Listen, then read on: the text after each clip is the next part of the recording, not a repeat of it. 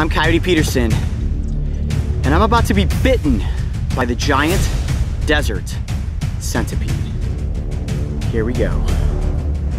Ah! Oh my gosh, this is so much worse than a bullet ant sting! Ah!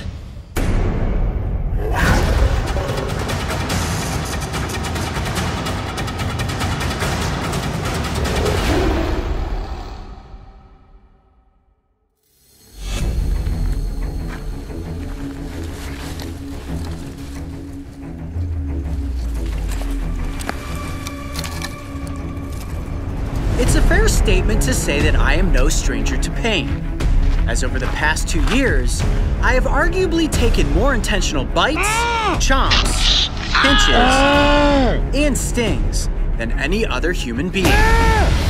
Some people say that I am absolutely crazy, while others have labeled me as being admirably fearless. However, I describe myself as a passionate educator who has endured these wild experiments so that we can all learn about animals and ultimately take away from my discomfort a newfound respect for these oftentimes misunderstood creatures. So while I might be a little crazy, I certainly am not completely fearless, and have made it very clear that there are only 2 creatures on this planet that make my skin crawl.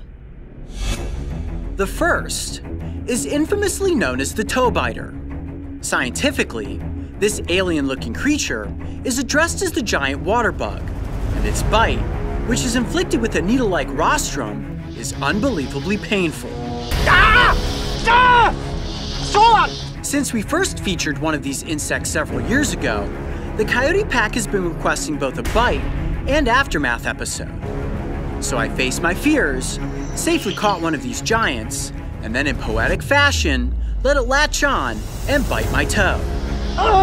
It was a pain that I will never forget, but a fear that I proudly conquered in the name of science and education. My second fear needs no elaborate introduction. You already know what it is. And yes, I will be bitten by the giant desert centipede.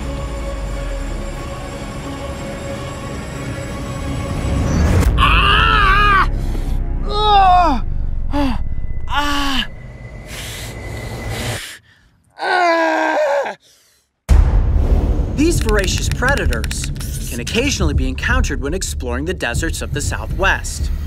And whether you stumble upon one under the light of day as it disappears into a burrow, or you happen to bear witness to one as it hunts under the darkness of night, the reaction by most is usually the same.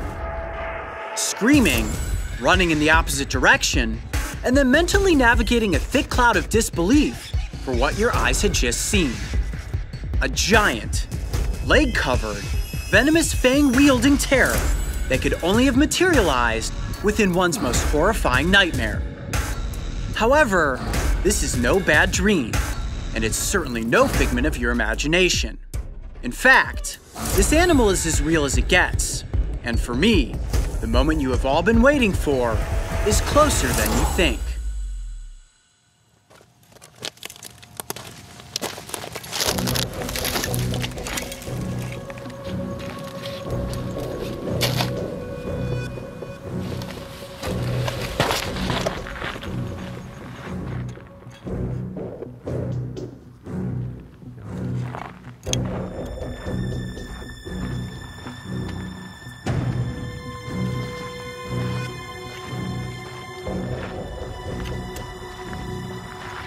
Centipede! Oh, look at this! Where? Giant desert centipede right here, right on the other side of this bush. Where? Wow, look at that! Hold on a second, let me try to bring it out here for you guys. Pick it up with this. Here. Oh, no, it's moving. Here, give me that Tupperware container. Mario, get that container out of your bag. Here, use your hat, Oh, it's not working. Get him? No, it's so fast. I can't grab onto it.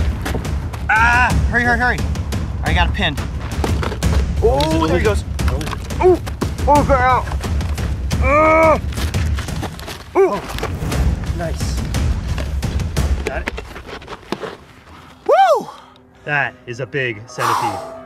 That will get your heart racing The bite from this creature is one of the most painful here in the Southwest, and if there's one creature that gets my heart racing, it is the giant desert centipede. Wow, that is a big one too. You see that through the container there? That might be the biggest one I've seen. It very well may be. Wow, you're looking at a living nightmare right there. Look at that thing. That is creepy, man. Oh my gosh. I can't tell you how many people have requested me to get bitten by this creature. It's a lot. It's a lot of people have been wanting to know how bad the bite is from this thing. I can see as your gears grinding, it's got me a little nervous. Well, I'm definitely not gonna do it under the darkness of night. What I might be willing to do is sleep on it, and maybe tomorrow under daylight, we consider it. But in the moment right now, I'm thinking no, absolutely not. But I gotta admit, part of me is curious, but part of me is just incredibly fearful. You're shaking your head no. Yeah, I don't know if I'm comfortable with that, man. This is Not a bite too far? Maybe a bite too far. Well, let's do this. We can certainly hold on to it overnight. Worst case scenario, we do another episode with it tomorrow, just kind of look at it, its anatomy under the light of day, and we cross that bridge when we get to it. How about that? Okay, I can agree to that. Okay, well, let's hold on to it and see what else we can find tonight. Woo-hoo-hoo! Man. That's gonna top off the night right there. Great spot, dude. Man, that's crazy.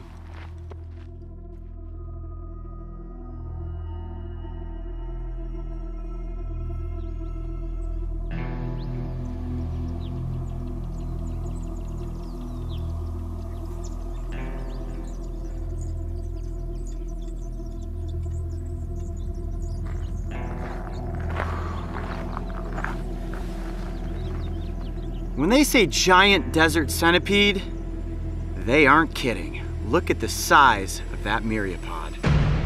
Wow. It's even more intimidating in the daylight than it is at night. Now, we caught this creature last night and I said, all right, let's hold on to it. Let me sleep on it. Let me think if I really want to be bitten by this creature. Here we are, 7 o'clock in the morning. I think we all know what's going to happen. All right, guys, I'm gonna do it. I'm gonna be bitten by the giant desert centipede so that I can explain to you just how painful the bite from this creature really is. Now, before we get into the bite, let's take a look at the anatomy of this creature because it's like the perfect design for everything that is creepy. Now, it is an arthropod, like all insects and arachnids, but technically it's a myriapod, also related to millipedes. And when it comes to centipedes, the giant desert is the largest in the United States. Now, this is a creature that you don't often come across because they're strictly nocturnal. Now, it is so hard to sit behind this container and look at this creature. I mean, you can hear its little legs scratching on the inside of this capsule. Whoa. I mean, Mark, seriously, have you ever seen a creature that's more nightmarish than this? Nope, and I know this is something you've been not looking forward to.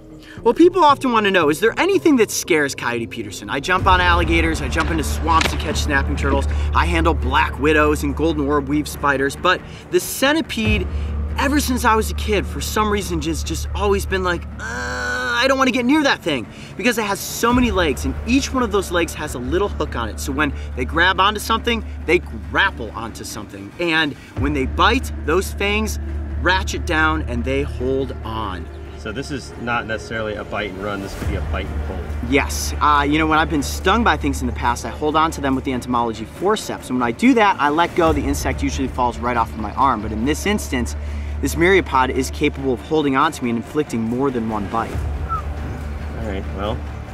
Let's do this at this point, because I know you guys want to get a slightly better look at it. I'm gonna actually take it out of this plastic container so we can get a good look at its body segmentation and the little hooks on those feet. You ready for that? Okay, let's do it. All right, to do that, I'm going to just gently, Whoa. Yeah.